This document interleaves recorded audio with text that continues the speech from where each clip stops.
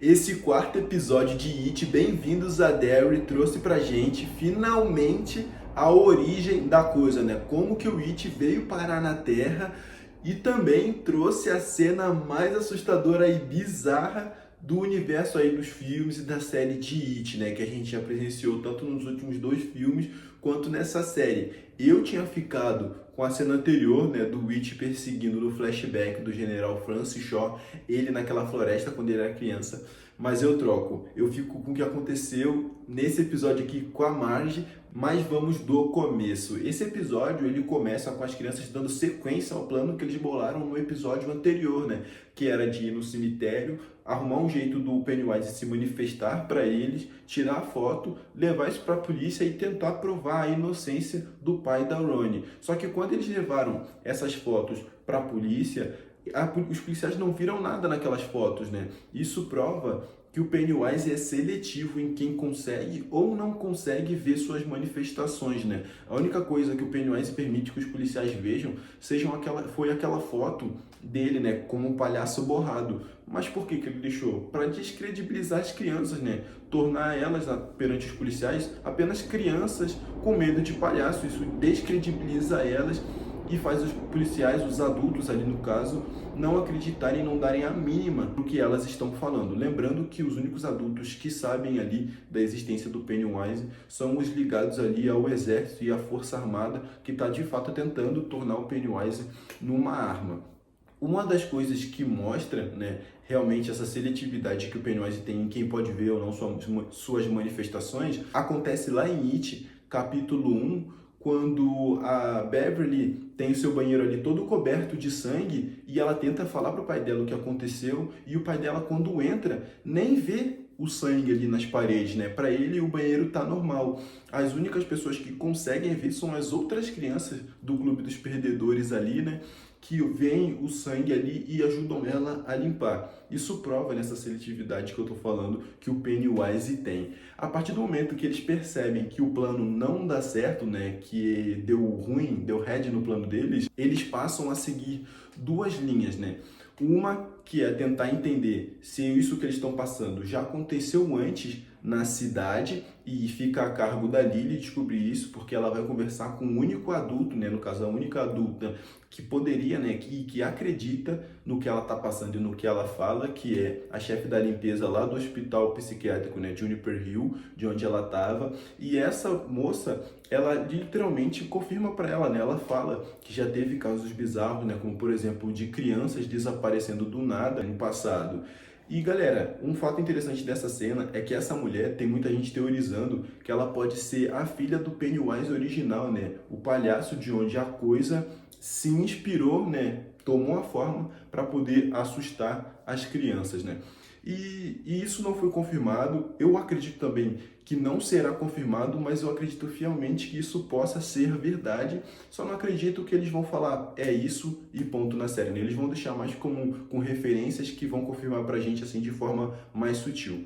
A segunda linha que essas crianças decidem seguir é tentar de alguma forma, né, impedir o medo deles, né, tentar neutralizar o medo que eles sentem durante as manifestações que o It tem para assustá-los. Mas isso ele só tem essa ideia depois que o Will teoriza, né, e entende a partir do que tem acontecido com eles que o que pode, na verdade, estar ocasionando o Pennywise de atacar eles, no caso o It de atacar eles e não matá-los, é o fato de que alguns predadores eles gostam ali de assustar as suas presas, né, de cercar elas, botar medo nelas para depois comer. Eles gostam, né, do medo, que o medo faz, do gosto que o medo causa nas presas, né, em suas presas. E isso porque quando uma pessoa sente medo, isso liga, né, a uma pessoa ou um animal sente medo, isso liga, né, na nossa cabeça um instinto de luta ou fuga, né, que libera cortisol no nosso corpo, né, e no corpo dos animais. E que é isso que meio que tempera a carne do animal. Aí pra gente tem que lembrar que o It, ele não come a carne em si, né? Ah, mas a gente viu várias cenas dele comendo carne de corpos depois dos ataques do It, comido como se tivessem sido comidos ali. Claro, galera, como eu expliquei no vídeo anterior, o It ele come a carne para chegar no medo das pessoas, né? a carne da gente é só um meio para o fim, para o destino que ele quer chegar. Da mesma forma como nós comemos a carne para chegar no nutriente dela, né? Nós comemos carne de animal, tudo que nós comemos é para chegar no nutriente que aquele alimento tem. A mesma coisa serve para o It. Tendo como base essa teoria que o Will criou, sem saber, mas que era certeira sobre o modus operandi da coisa, né, de como o It age com suas vítimas ali, tentando de certa forma amedrontar, né, amedrontando elas, temperando a carne. A Lily pegou um remédio que a mãe dela toma, que é uma espécie de calmante, e deu um para cada um deles, para que eles tomassem quando o It se manifestasse ali tentando assustá-los. Porém, a coisa foi muito mais esperta ao usar a Marge para, de alguma forma, afetar a Lily. O que acontece é que nesse dia, para a gente contextualizar, elas tiveram uma aula sobre parasitas. E o parasita que entrou em destaque ali foi um que afeta os caracols, né? Ele entra no caracol, se instala nos olhos dele, fazendo o olho dele ficar mais esbugalhado ali, mais colorido, se tornando mais visíveis para as aves que os predavam, né? Assim, as aves viam eles de longe e desciam, comiam esses olhos deles contaminados com esse parasita e o espalhavam em suas fezes pela floresta. O que acontece é que nesse mesmo dia seguinte, depois dessa aula, enquanto a Marge estava tentando colocar um plano em prática, né, para ridicularizar a Lily perante toda a escola, que foi formulado ali pelas meninas populares, esse plano acabou saindo pela culatra, quando a Marge se viu, né, foi influenciada pelo It a se ver com seus próprios olhos ali esbugalhados, né? Essa distorção da imagem dela mexeu com a visão que ela tem, né? Uma coisa que mexe com ela mesma, que é a aparência dela, o incômodo que ela tem dos óculos de fundo de garrafa que ela usa, e tudo isso fez com que ela tentasse de todas as formas arrancar esses olhos, né, esbugalhados de caracol contaminado que estavam ali no rosto dela. E a Lily, ao ver isso, tentou, né, de alguma forma impedir a amiga de se machucar. Todo esse alvoroço fez com que a escola, né, os alunos e os professores chegassem no momento que a Lily estava em cima da amiga com o objeto na mão, e toda essa imagem dava a entender que a Lily que estava atacando a Marge, né? O que quer dizer que provavelmente a Lily vai voltar, né, para o hospital Juniper Hill, e provavelmente vão tentar fazer aquela lobotomia que prometeram para ela caso ela voltasse para lá. Galera, essa cena da Marge tentando arrancar os olhos ali esbugalhados com aquele equipamento, depois tentando serrar, galera, como eu falei, eu fico com essa cena como a mais aterrorizante, a mais aterrorizante dessa série até aqui. Ela pode não ser a que dá mais medo, mas é a mais agoniante, cara. É aquela cena literalmente onde você bota a mão na cara assim, faz aquela cara de terror e decide se vai ver ou não a cena. Muito bom, e realmente eles não estão poupando esforços para botar cenas de terror aterrorizantes e muito boas nessa série. Depois dessa cena bizarra, a gente parte para a noite ali, quando o Will teve um pesadelo de quando ele viu o pai dele, né, no lago, quando ele estava pescando com o Leroy, atacando ele, né, puxando ele para baixo e tentando afogar ele, quando o Wish assumiu a forma do pai dele queimado, puxando ele para baixo e tentando aterrorizar ele. Ele acordou e foi olhar no telescópio que o pai dele viu, né, que o pai dele deu para ele, para tentar se acalmar. Enquanto ele estava olhando ali as estrelas, olhando ao redor, ele viu o palhaço, né, a forma real do palhaço observando ele. E galera, uma das pontos que a gente tem que pensar é por que só para ele que o Pennywise literalmente apareceu como palhaço, né, com aquela forma escolhida dele. Porque se a gente reparar, as outras crianças não viram o palhaço frente a frente como o Will viu, né? Eles só viram a foto borrada que o Will tirou no final do episódio anterior. Vocês pararam para reparar nisso? Depois disso, a gente passa para falar sobre a Charlotte, que foi um ponto muito importante nesse episódio, né? Ela que é a única que se move em meio a todo o racismo e indiferença presenciado ali pelas pessoas de Derry, né? Que as pessoas de Derry são diferentes, mas ela é a única que se move. Quando ela lê no jornal, né, que um local negro, se referindo ao pai da Ronnie, que foi preso, acusado de ter matado as crianças no jornal, ela percebe que o que pode estar prendendo o pai da Ronnie ali é simplesmente o fato dele ser uma pessoa negra, que fica bem destacado ali no jornal, como se ser negro fosse um agravante para alguma coisa. Então, usando os contatos que ela tinha e a experiência como alguém que já tinha participado de movimentos que ajudavam pessoas de cor, né, presas injustamente, sem o devido processo legal, né, sem o devido julgamento, ela começa nesse episódio a de fato ir tentar ajudar o pai da Ronnie. E é aí que a gente percebe o motivo que o pai da Ronnie não conta o seu álibi, né, não fala o álibi que ele tem, onde ele estava no momento em que as crianças morreram no cinema, lá no primeiro episódio. Ele revela que ele estava com uma mulher branca, né, e casada nesse momento, e que ele não conta porque revelar isso, né, contar o seu álibi, pode causar a morte tanto dele quanto da mulher. Isso mostra como essa questão racial é pesada nessa época, né? Realmente é pesada lá em 1960 e pode até causar a morte de alguém justamente por quebrar esses padrões ali raciais da época, né? O resumo da ópera é: não seja danadinho, não fique com uma mulher casada, que isso pode te impedir de usar seu álibi para tentar sair de uma acusação de assassinar crianças no lugar onde você trabalha. Indo agora para os acontecimentos que cercam o Dick Hallorann nesse episódio, ele foi autorizado a usar uma cabana isolada que estava desativada no meio da floresta como um local para ele e seus amigos se reunirem, né? Porque as pessoas negras não são bem vistas em bares da cidade. Esse bar vai dar origem ao bar chamado, né, Black Spot, que é um bar só para negros, né? Inclusive é nesse bar que ele vai cozinhar ali e se tornar o cozinheiro que ele é lá em O Iluminado.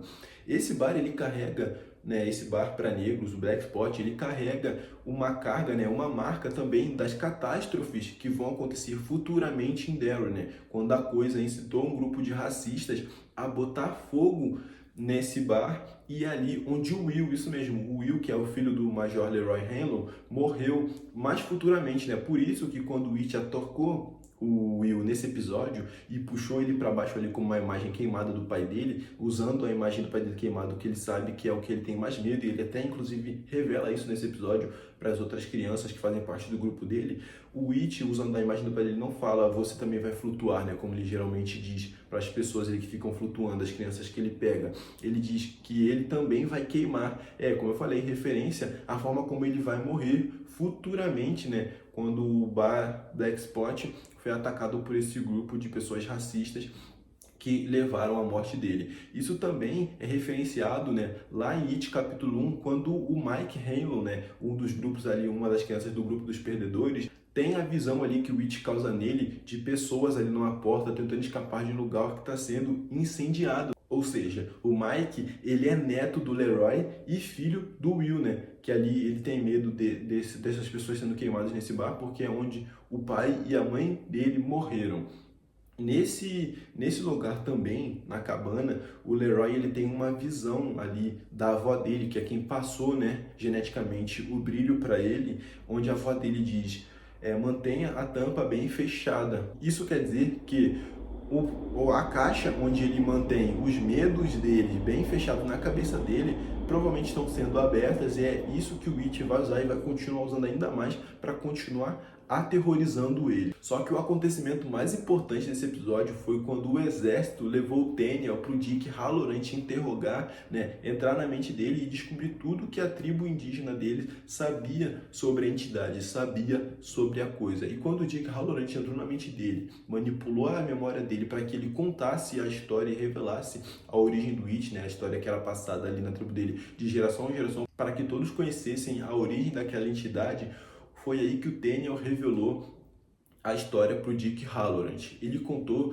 que anos atrás, né, milhares de anos atrás, quando a entidade que eles conheciam como Galô caiu, né, foi expulsa de um local numa prisão e caiu na Terra, ou seja, o meteoro que ele caiu na Terra dentro era a sua prisão. Quando esse meteoro bateu na Terra e se abriu, quando a prisão dele se abriu, liberou o Galô para vagar ali pela região. Milhares de anos depois, quando a tribo deles chegou naquele local, o líder guerreiro deles descobriu onde a coisa tinha caído, pegou um pedaço da prisão dele e formou, né, e forjou ali em formato de uma adaga, né, que era usado como, não como uma faca em si para ferir fisicamente o Galô, mas sim como um artefato que repelia Galô ali deles e conseguiu com isso criar um pacto com ele, que é o Galô só atacava, só caçava ali na Floresta Ocidental, que era onde a sua prisão caiu, e a tribo dele caçava em outra floresta, né, no território deles. Ou seja, ele fez meio que um pacto de eu não entro no seu território e você não entra no meu. Porém, anos depois, quando os colonos chegaram e ignoraram o aviso que a tribo deu a eles e foram caçar na Floresta Ocidental, que era o território do Galô, o Galô atacou eles e se fortaleceu, né, com o medo deles. Quando consumiu eles, se fortaleceu com o medo deles e ficou mais forte, assim podendo quebrar esse pacto frágil que tinha se mantido ali por anos entre a tribo indígena e a entidade. Com isso, a liderança da época decidiu que eles deveriam sair daquele local. Porém, a filha dela discordou, achando que eles tinham que ficar ali nas terras que eram deles. E com isso ela foi, junto com mais umas amigas, e pegou a adaga escondido, né, que era o único objeto que eles tinham como proteção, e foi até a Floresta Ocidental tentar achar onde o Galô caiu. Quando a liderança, que era a mãe dela, descobriu, formou uma equipe e foi com eles para tentar buscar a filha dela e trazer elas de volta. Porém, como a filha dela estava na frente com a adaga, que era o único meio de defesa que eles tinham, o Galô usou o medo deles para atacar essa força-tarefa, né, essa equipe que a líder guerreira tinha formado, e matou eles. Quando matou todos eles, a filha dela chegou a tempo de livrar a morte brutal da mãe, mas não de impedir de fato que ela tivesse se morrido pelo ferimento que Galô já tinha feito nela. Ela decidiu seguir com o plano e conseguiu achar o local, né, onde a prisão do Galô tinha caído. Com isso, ela pegou mais 12 pedaços, né, da prisão do Galô e enterrou com as amigas dela ali, né, com as crianças que foram com ela, em volta, criando como se fosse um círculo, né, enterrou em formato de círculo ali, em 13 locais que fecharam em forma de círculo a Floresta Ocidental, assim reforçando o pacto, né, obrigando o Galô a só ficar ali dentro daquela região, né, da Floresta Ocidental. Porém, a gente já pode perceber que esse pacto de alguma forma foi quebrado ou enfraquecido, né? Talvez alguém tenha achado um desses pedaços e tenha tirado de lá, porque o Galô, né, a coisa, tá atacando, o Witch está se manifestando fora ali da cidade, né? Fora ali da floresta, está se manifestando na cidade. O Dick Hallorann interrompe o Daniel contando a história para perguntar onde que ficam, né, esses 13 locais onde foram enterradas essas partes da prisão do Galô e que prendem ele ali na Floresta Ocidental.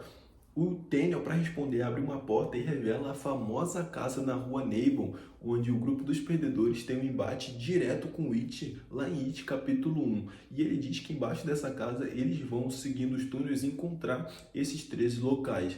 Uma parte importante a mencionar é que uma dessas partes foi enterrada numa casca de tartaruga, né? Toda tartaruga que aparecer faz referência à entidade, a tartaruga Maturin, que é responsável pela criação do universo, né? E é uma inimiga natural da coisa, por representar a ordem, a criação, né? Enquanto a coisa representa o medo e a destruição. Eu tô muito empolgado para ver o Witch aparecer de fato, porque toda vez que ele aparece num palhaço, né? O Pennywise, ele aparece num palhaço muito mais sombrio ali, quando ele apareceu pro Will. Então eu tô louco pra ver ele aparecendo de fato nos próximos episódios, como que vai ser a imagem dele. Então, galera, não deixa de se inscrever no canal, tá bom? Deixa seu like, deixa um comentário aqui dizendo o que você tá achando dos vídeos, ou sua teoria sobre o que vai acontecer, o que está por vir nos próximos episódios. E eu fico por aqui, te vejo no próximo episódio, tá bom? Valeu!